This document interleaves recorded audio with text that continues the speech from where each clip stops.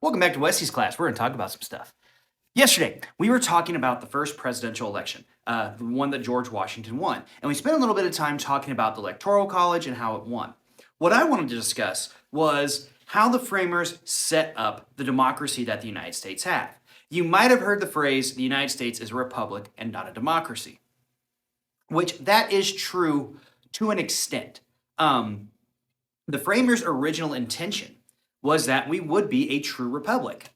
We would vote for representatives who would make our decisions. And one of the ideas was that in order to make sure that you did not have the majority taking away the rights of the minority, was to have representative democracy. And the idea between that is best expressed in James Madison's Federalist Number 10.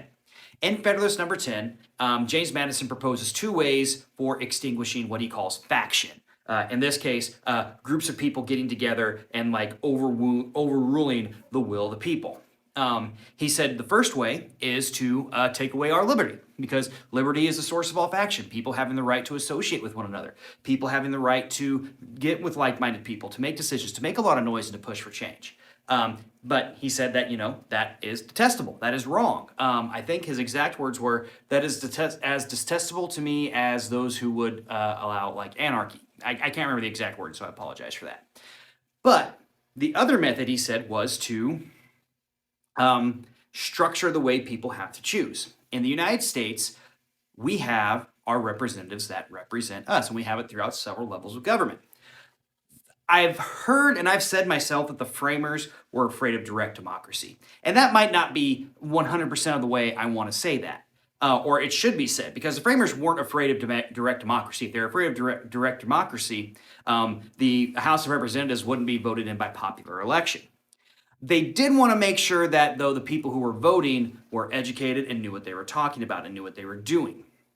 So they set up the system we have now, where we have representatives force. It's one of the reasons why we still have the Electoral College today.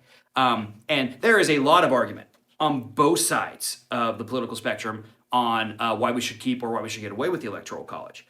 Some argue that it's not representative of the people, it doesn't reflect the true will. And I agree and disagree with that. For the most part, the Electoral College has worked pretty well. The person who has won the popular vote, for as long as we've had a popular vote, has won in the Electoral College with the exception of 4 times. Or 3 times. 3 or 4 times. It's not happened enough. It's happened a couple times here in the last 20 years, which makes it a little bit suspect. But we're going to talk more about this in the next video.